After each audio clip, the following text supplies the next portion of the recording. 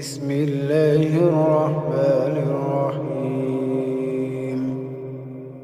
قد سمع الله قول التي تجادلك في زوجها وتشتكي إلى الله والله يسمع تحاوركما إن الله سميع بصير.